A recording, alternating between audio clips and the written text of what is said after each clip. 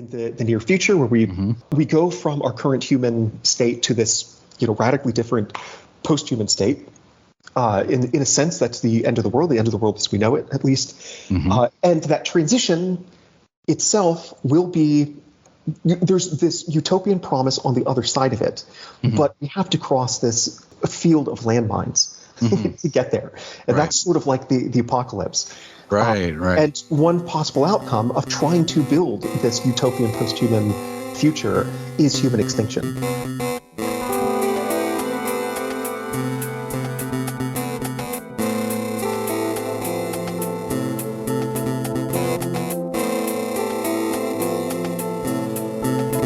All right, let's get started. Welcome to Culture Just Weird. This is Chris. This is Kayla. I forgot to give my credentials. I'm a game designer and a data scientist, even though those credentials are totally worthless for what I'm doing. This is Kayla. I already said that. That's my biggest credential. And then my next credential is that I'm a TV writer. And then my third credential is that I host a podcast. Well, welcome to Culture Just Weird. We'll get right into it here, but before we do that, just a few quick items of business, or maybe just one item of business, unless you have anything, but we have a new Patreon subscriber, so got to do our shout out. Thank you to Jim Fingal for subscribing to our Patreon. Hopefully you join us on our Discord.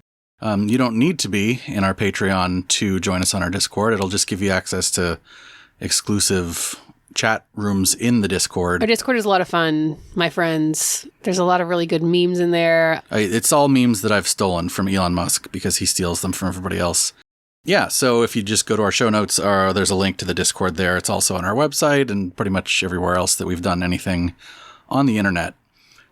All right, Kayla, now we need to transition to talking about transhumanism.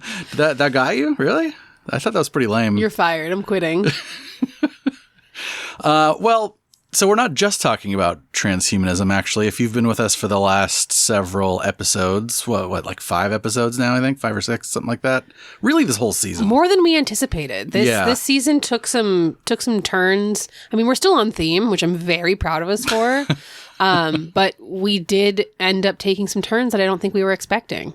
Well, this is one of those serious rabbit hole situations. This rabbit hole is deep with many chambers, and it's confusing. And it's hard to know, it's hard to orient yourself or get a framework for understanding any of this stuff. So what do we do when we are confused about something and we want to learn more about it?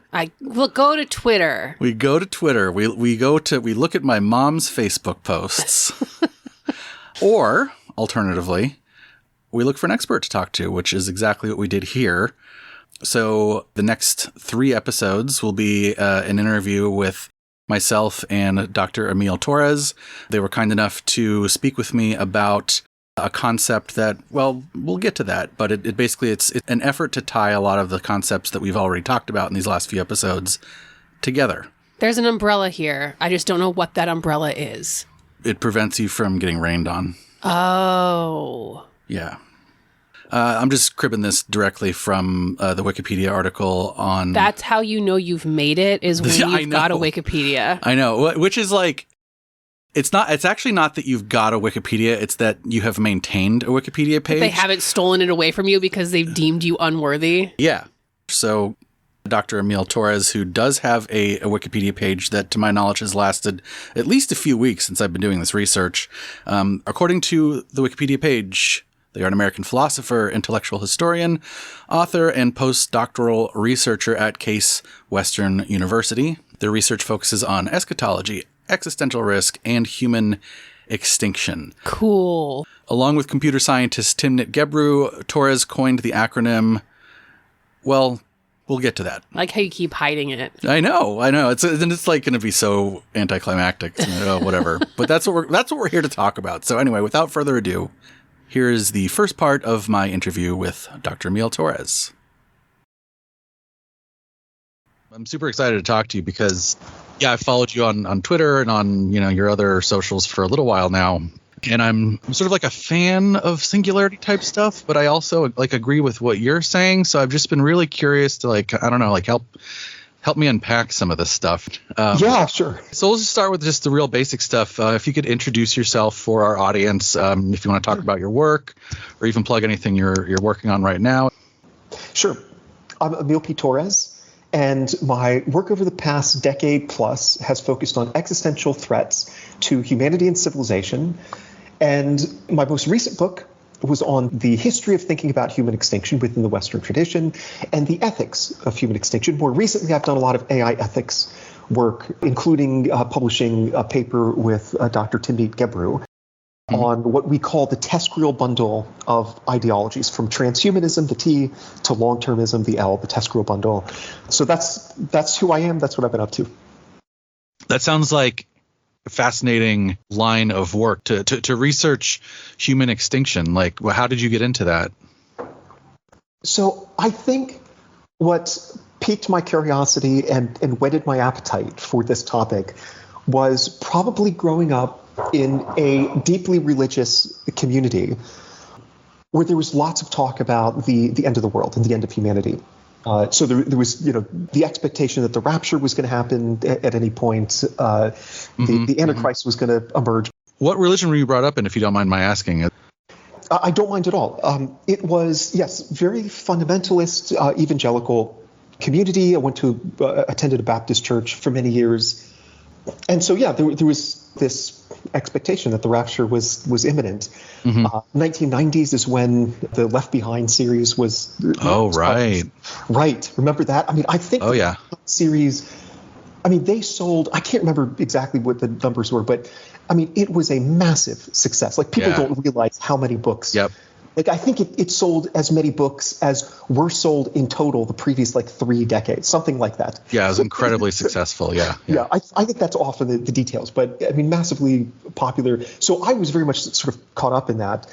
And I think that planted the seeds of interest in the future of humanity and the end of the world. At that age, were you were a believer too? Absolutely, yes. Okay. Very much so, yes.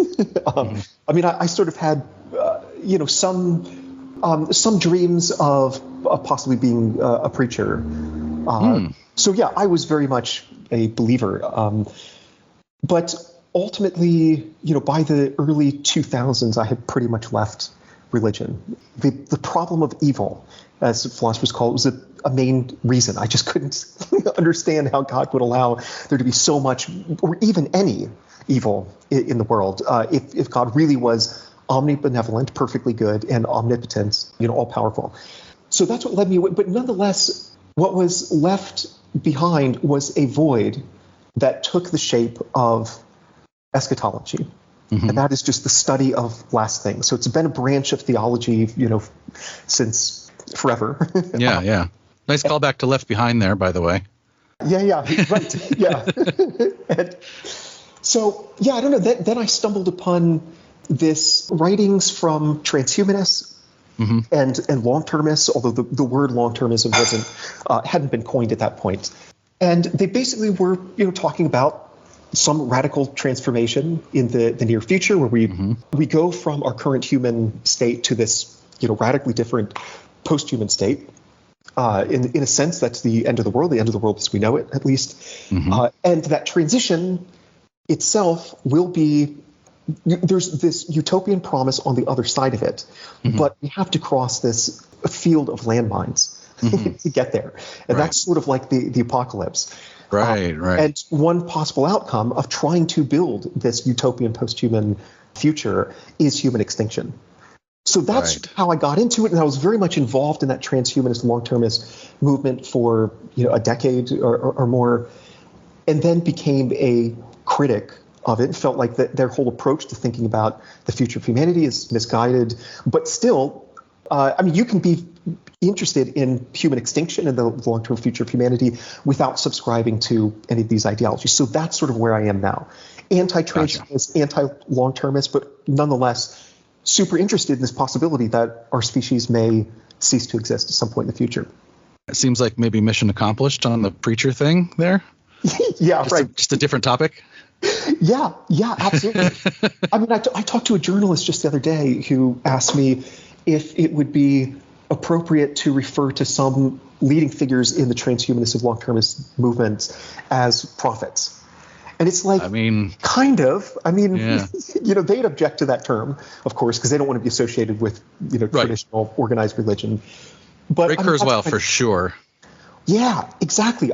Even down to his specific predictions about when the singularity, sometimes called the techno rapture, will occur, 2045. And which is a very specific dates like that for the second coming of Christ or the rapture. Those have been very common throughout the history of religion. The Millerites famously thought 1844 the second coming would happen. Harold Camping, not that long ago, predicted, I think it was it 2011, the rapture was going to happen. So anyways, track, honestly. Yeah, right. There are a lot of examples. Yeah.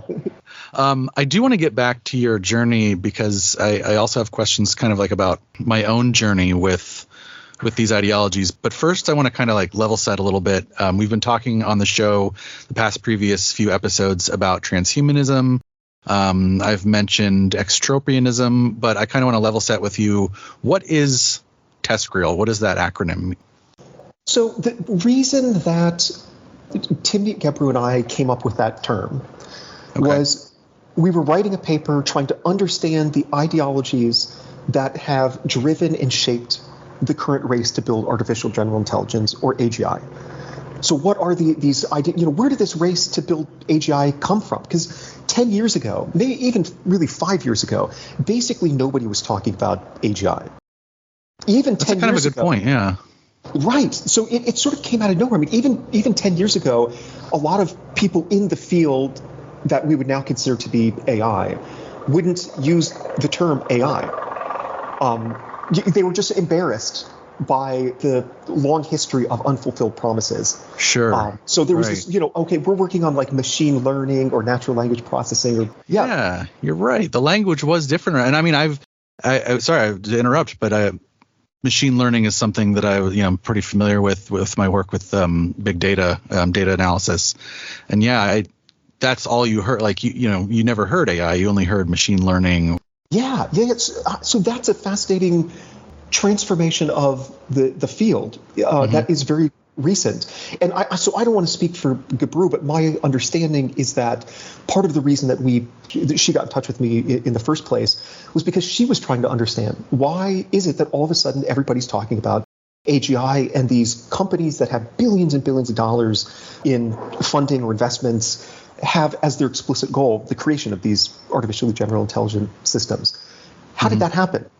And so our claim in the paper that we just recently published, there are two interpretations of it. One is the weak thesis. And that is just the claim that if you want to understand the origins of the race to build AGI, if you want to understand where these companies came from in the first place, a complete explanation requires reference to 7 ideologies. And these are the TESCREAL ideologies. So it's transhumanism, extropianism, singularitarianism, cosmism, rationalism, effective altruism, and long-termism. I know that it's a mouthful, the big polysyllabic words. No, you just gave me the rest of the episodes for this season, so there you go. Yeah, great. Without a doubt, like a book could be written on each of these ideologies. So the weak thesis is just saying, like, if you want to give a complete explanation, you have to reference these ideologies. The strong thesis says that actually, so the strong thesis accepts the weak thesis but goes beyond it in saying that actually we should conceptualize these ideologies as forming a single cohesive bundle. It's basically just one tradition of thinking that has these various little branches, these variations or variants. And so that is what we defend in the article. Transhumanism is sort of the backbone of the TESCREAL bundle, pretty much. But all of the other ideologies grew out of the transhumanist movement, either entirely or at least partly. So extropianism, singularitarianism, and cosmism are just versions of transhumanism. Rationalism was founded by a transhumanist, extropian, singularitarian who has close connections to cosmism. Effective altruism came out of the transhumanist movement and was developed on within the rationalist blogosphere, on the blogs run by rationalists. And long-termism is really just a kind of ethical interpretation of the vision that is at the heart of a lot of the worldviews of a lot of transhumanists. We go out, we colonize space, we create this sprawling, huge, multi-galactic civilization. It's very, very similar to cosmism in terms of its vision of the future. So that's the strong thesis, and I think the evidence for the weak thesis is unambiguous and overwhelming. Those ideologies played an integral role in the race to build AGI. And I also think the evidence for the strong thesis is extremely strong. That's my contention, at least. Right. Yeah, it's interesting. You're kind of getting into my follow-up question was I was going to ask why you guys coined this term. Like, does it convey something important that simply saying transhumanist or singularitarian doesn't convey by themselves? Yeah. Great question. So I would say, like, part of the importance of the TESCREAL concept is the following. I think a lot of companies within our capitalist system, their behavior can be explained fully and completely simply by referencing the profit motive. Right? So, like, why are the fossil fuel companies destroying the world? Well, they're just trying to maximize profit. Maximize shareholder value. Line go up. Yeah, their only obligation is to their shareholders, not to the future generations or whatever. So part of the claim then is that the AI companies are a weird anomaly. They're not like other companies. Without a doubt, there are larger companies that are pouring money into these AI companies, like Microsoft and Google, Amazon, and so on. And why are they doing that? Because they expect to make billions in profits. But the founding of these AI companies in the first place really didn't have that much to do with profit. It had to do with this techno-utopian vision that lies at the very heart of the TESCREAL bundle, and it has been, given slightly different interpretations by some of these different ideologies. Singularitarianism emphasizes the singularity a bit more than, extropianism or cosmism. But, really, there's just like tremendous overlap in terms of the communities that have coalesced around each of these ideologies, in terms of the value commitments, the intellectual tendencies, and the visions of the future. These ideologies overlap significantly. And then historically, they just grew out of each other.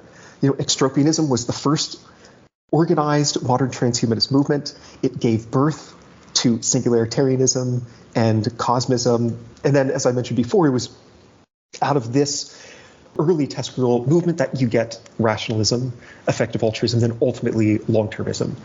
And so the work that this concept of TESCREALism is doing is trying to provide an explanatory framework for understanding these phenomena. And if you ask philosophers, they'll say that one sort of theory about what makes an explanation in science, for example, a good explanation, is its capacity to unify a bunch of disparate phenomena, right? So, like, evolutionary theory does this. It's like you've got all this evidence from the fossil record, you've got biogeographical data, some species over here, and evolutionary theory just brings it all together, explains why you see what you see. So I think that one of the virtues of the TESCREAL framework or explanation is that it does precisely this. You might think, well, like, what exactly does long-termism have to do with transhumanism or cosmism? Well, the TESCREAL framework aims to explain that and thereby bring together these various phenomena into one single coherent framework. Yeah, if it catches on, like when I use it, just talking with my co-host, it definitely reminds me that there are multiple ideologies that we're talking about. It reminds me that they're tied together. And it reminds me that there's a history, like you said, of one kind of growing out of the other. So it kind of puts that, by saying that, the one word to encompass all of it, it puts that all at the forefront. So that makes sense. Absolutely. That is one of the aims with this concept, is to foreground these particular ideologies, to make them explicit, to name them in a way that they weren't before. So for example, there's a cultural critic named Douglas Rushkoff, and he published this fantastic book maybe in 2022, I can't remember, but quite recently, called Survival of the Richest. Oh, I've heard of that book, yeah. Yeah, it's really good. So he follows a bunch of like tech billionaires around and asks them questions about their views of the likelihood of civilizational collapse, and they all think it's, yeah. This is the one where he talks to everyone about their like mega bunkers in New Zealand. Absolutely, yes. Which is so fucking weird, by the way. Sorry, continue. The whole like, oh man, the world's gonna end, and we the most powerful people on Earth can't do anything about it. So let's have mega bunkers in New Zealand. Oh my God, sorry. Yeah. Go ahead. No, I highly recommend it. It is very amusing. And he is extremely critical. And, I think he had extraordinary access to all of these really powerful, super rich individuals, and he completely burned all those bridges. I mean, I think by intention, Right, yeah. And basically kind of mocking them. Because they just, like... Hard not to. Right, yeah. I mean, he asked some questions like, well, okay, so you could hire these security guards to keep your bunker Oh, he was the safe. security guard guy. I remember that. Please tell a story. I love that story. Yeah, I don't remember the exact details, which are juicy and very amusing, but it was something like, when civilization collapses and money is worthless, how exactly are you going to prevent them from just killing you? And he has stories of these billionaires going like, oh, shit. I hadn't really thought about that. Right. Yeah. So anyways, well, you can't, sir. Right. Have you tried being friends with them? So ultimately, the reason I mention this is a lot of the billionaires that he talks to have this vision of the future, like, okay, maybe civilization could collapse, but we're going to survive the apocalypse, and ultimately, their vision of the future is that they will digitize their brains, live on the cloud in some computer simulation, and that is the future. And so Rushkoff calls this the mindset with a capital T and a capital M. And basically, it's more or less synonymous with TESCREAL. And so I think one of the virtues of TESCREALism, and I suspect, I don't want to speak for Rushkoff, but I suspect he would agree with this. One of the virtues is that it foregrounds, like I said, it foregrounds these ideologies. What is the mindset? The mindset is the vision built on transhumanism and a kind of cosmist or long-termist view of the longer-term future of humanity, whereby we re-engineer ourselves, we upload our minds to computers, we spread into space, and so on. I think that's partly why, insofar as the concept is valuable, I think that's one reason. So does that explain it all, Kayla, pretty much? Do you understand all of the everything now? All of the everything? Yeah. Everything, everywhere, all at once? All of it. Yeah. Thanks for listening to Culture Just Weird. We did it. No. We explained everything. I think that was the appetizer course. Yeah. So there's two more episodes coming. An entree and then a dessert. Is that what's coming? As long as there's not a requirement. Or is it more like tapas?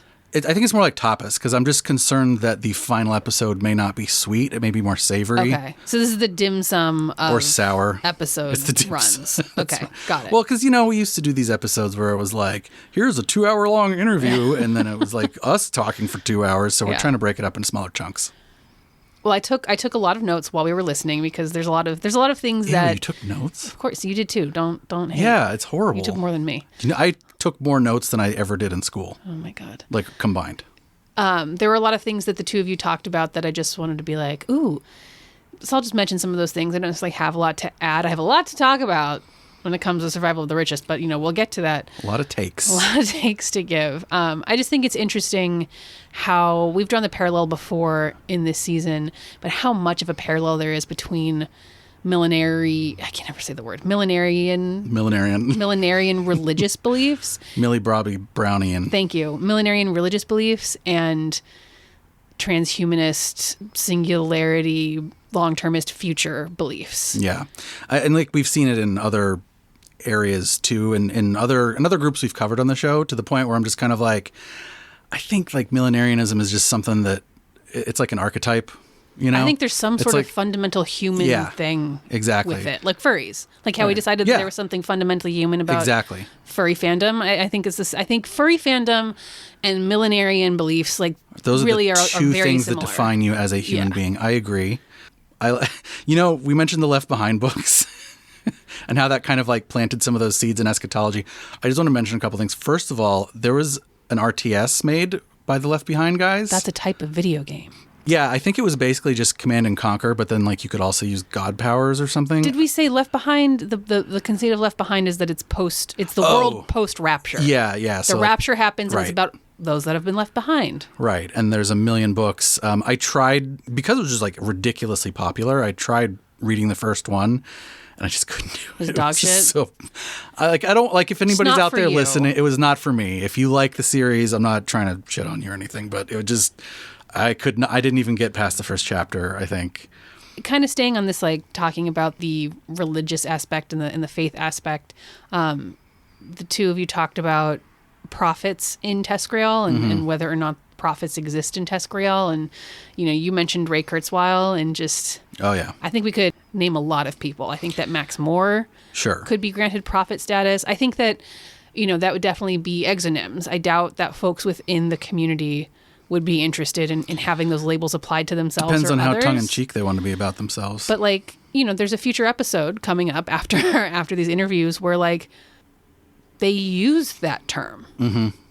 I don't want to spoil too much of the episode, but literally futurists, long-termists, singularitarians that use the term prophet to describe the futurist thinkers of the past. Yeah, I mean, it can be pejorative, but at the same time, futurist and prophet are both they're two people that are trying to make predictions about the future. They just get their information from different sources, allegedly. In one reality, Rocco of Rocco's Basilisk is simply a prophet. Is simply Rocco's prophet. He's a prophet. Simply Basilisk's prophet. Right. He's more of like a herald of Rocco's Basilisk. He's the Basilisk's herald. It's like Galactus. Harold. Herald, yeah, Herald. Émile also mentioned how their first chink in the armor of religion was Theodicy. It was the problem of evil, and I just thought that was that's everyone's, right? Isn't that everyone? This is, again, why I say I want to have, and I've done no work to make this happen, but I say, I want to have, a religious academic or a religious scholar or, a priest. Somebody who's very learned in the, academics of faith. Mm-hmm. And not in a way that Émile Torres is, but I mean somebody who is within the church to fucking talk to me about that. Because come on, I need to. If this is the churn point for so many people, there has to be a lot of philosophical thought about it. That's true. If this were a business, there would be a lot of research done on this is what's causing people to unsub from our app. Yeah. Yeah. Overall, I think obviously the takeaway from this episode, and really the reason that I had Émile on the show, the reason that I talked to Émile, was because of this whole TESCREAL thing, because the ideologies that you and I have been sort of rabbit holing down are there's so many of them, and they're all same but all different. Right. And so I was getting overwhelmed, and I just the framework of TESCREAL helps me think about this stuff easier. And like they were saying, it forefronts it reminds you that when you're talking about one thing, you're also kind of talking about the other, right? It reminds you that when you're talking about so-and-so being, Elon Musk and his SpaceX cosmism, he's also got this effective altruism / singularitarian thing too. So, and also that bit about the quote unquote, the mindset, I think that's, and we'll get into more of that in future episodes, but just how influential this stuff is the other big, why I wanted to talk to Dr. Torres. Right. Because if this was just 4 people in Nebraska that were just we have a club to talk about robots, who cares? But this is the most powerful people in the world that are into that. The mindset that he's talking about is the Silicon Valley ruling class. And I think that that's maybe the thing that is the fundamental human component, is this just the common ground between that Silicon Valley mindset that begets TESCREAL and millenarian religious beliefs, is I think that something that sets us apart as human beings from other creatures, other animals, is that we're not just thinking about our own mortality. Like, we're cursed with thinking about and considering the extinction of our species, which is kind of inevitable, like in the grand scheme of things. No, it's not kind of inevitable. Kind of an inevitable. I'm softening the blow. It's an inevitability. Y'all, everyone is going to eventually die. Everyone, including the entire species, will be no more. And so I think that maybe that's the fundamental human condition at the core here. And like, of course that's terrifying. And I don't really blame anybody for trying to come up with more quote unquote science-minded approaches to that feeling, that fear, doing something about it. Would you say they are using those approaches to manage their terror? I totally forgot about terror management theory, which is underpinning. It was only a few episodes ago. I know. I got a lot on my mind. Yeah, I think that terror management, and I don't ever want terror management to like take away from like why somebody is doing something. Sure. But I think it's very present here. Right. I agree. I think it's not a coincidence that we wound up here talking about this stuff, right? We're like, hey, let's do a season where we kind of like talk about like death and overcoming death and cryonics. Like it's really quite a natural progression to where we are when that's what you start with. Right. I mean, look, two of the folks we've talked to this season already were brought up in Baptist households. Right. Yeah. Specifically Baptist households. So Emile mentioned, I think they mentioned all of the different names of the things in the acronym. Yes. I'll just go over it again one more time, just for like a... Please. It's good to repeat stuff, right? All right, so TESCREAL, luckily, it starts with transhumanism, because that's what we started with. Right. And then the E is extropianism. We mentioned that on the show a few episodes ago, but you were kind of actually just talking about this. You were talking about like human lifespan extinction and also species extinction, and extropians are kind of like, we're anti that. It was coined to sort of be like an opposite to entropy, right? If entropy is going to kill everyone eventually, then can we reverse that? Can we prevent it? And also an alternative to utopia because of all the negative things that utopianism carries with it. So that's the E in TESCREAL. The S is singularitarianism. The singularity. Singularists. People that are into the techno rapture. That's basically what that is. That's like, we're all going to upload our minds and there's going to be a super AI that enables us to do cool stuff like that. C is cosmism. That's one I don't quite understand. Yeah, cosmism is at least in my estimation, is kind of like the black sheep of the acronym. Okay. Not that it doesn't belong, but it's like kind of harder to fit that puzzle piece in. But don't you worry, Kayla. We are going to do that. We're going to jam that puzzle piece in there for everyone. We'll get to that. But anyway, just think of it as like our destiny is to colonize space and then like apply other parts of TESCREAL to it. So our destiny is to colonize space and, with robots. Cool. The R is rationalism. We just filled the airwaves with 3 episodes worth of rationalism when we talked about Less Wrong and the rationalist diaspora. The E and the A are both effective altruism. We'll get to that as well. And the L is long-termism. Long-termism is super weird. You guys, I think we'll probably get to that too in a future episode, but I just wanted to say all the words in the acronym so that we can kind of level set. So are you ready to go live in a mega bunker in New Zealand then? No, because I don't think we should even talk about it, because we're trying to keep these episodes to a digestible length, and I could talk about that for a long time. And also, like, where are my stories about that kind of dystopian setting? I want like a sci-fi book about what happens, like when the billionaires actually are the only ones left. When the billionaires are in the bunkers and their people turn on them. Yeah, that would be great. That story. Where is it? Somebody who writes books, do it. If only we had a TV writer that could write a television show about this thing. I got too many projects already. None of them paid. Somebody hire me. I think that it's one of the... We were talking a little bit as we were, supposed to be listening to the interview and waiting to talk on the air, but we didn't wait because we're really bad at it.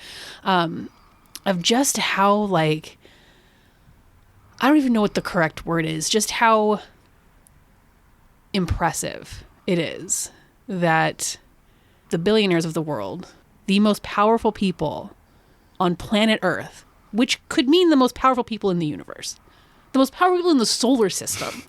Yeah, all those people in the solar system cannot solve the problems of climate change, of disaster, of like, oh no, human extinction is upon us, cannot solve that problem in any way beyond, I gotta get up in a bunker and like figure out how to like not be killed by my own security.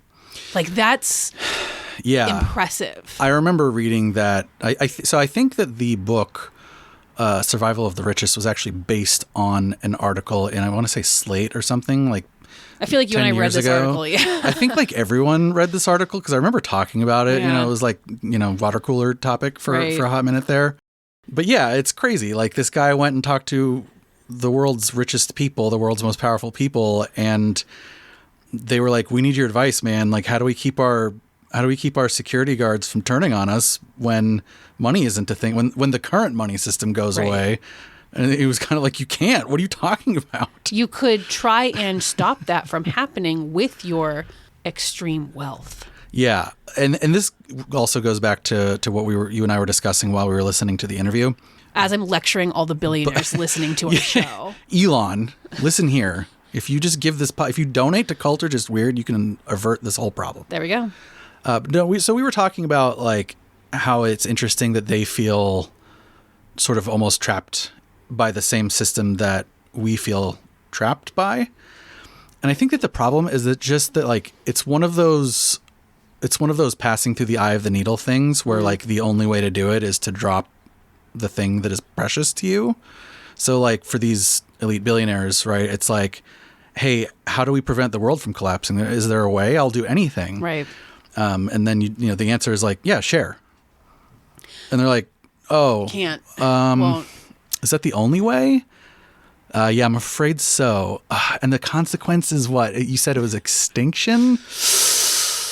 Oh, that's a tough call. I don't know, man. I don't think I can do that, actually. It also doesn't feel like that. Weirdly does and doesn't feel TESCREAL aligned. Like, how is that aligned with extropianism? Like, how is that aligned with like the tech utopia ideals? It's not. Yeah. But I'm not surprised that mentality is part of this mindset, but it doesn't really align with what is preached by like what I seem to understand as being preached by the greater community here. Yeah, I agree. This is going to be a recurrent theme, and this is one thing that we did talk about in the Humanity Plus episode, was that there does seem to be at least one large fracture within the sort of like TESCREAList type community. And also, by the way, Dr. Torres themselves say this, like not everyone who is a transhumanist, for example, or not everyone who is a cosmist would they classify as a TESCREAList. So it's not like a one size fits all. And they're very clear about that. I've seen them do other talks where they're very clear about like how diverse the TESCREAL, transhumanist, blah, blah, blah. I won't say all the words, how diverse that community is. And I think that's something we're going to keep coming back to, because it does feel like there is at least one major fracture between the sort of like libertarian Peter Thiel, Elon Musk, like ultra wealthy set. Right. And then people who are like, I think it would be cool if there were robots and I could upload my mind to San Junipero. That'd be neat. Oh, San Junipero. I forgot about that. That was nice. That's a reference that's the one nice episode of Black Mirror where people uploaded their minds to like a sick utopia. Anyway, just an answer to your question. I think that there is kind of a fracture there. Right. And I think that that's a theme that is just a recurrent theme with this whole topic. Next time on Cult or Just Weird, how are all these poor billionaires going to save themselves when the shit hits the fan? This is Chris. I like it. I didn't know if you want me to say anything else. The way for them to do that is to like, share, and subscribe. That's how you save the world. If you want to save the world, come hang out on our Discord. The link is in the show notes. If you want to like save the world even harder, you can go to patreon.com/culturejustweird, get access to bonus content and behind the scenes stuff, and just keep listening, and we'll see you next time. Kayla, please. Okay, we're not trying to save the world. We're trying to save the billionaires. Okay? We're trying to save ourselves when the billionaires are what's important. Right. Everyone else can die. That's what they think, and that's why I hate them. This is Chris. This is Kayla. And this has been Cult or Just TESCREAL.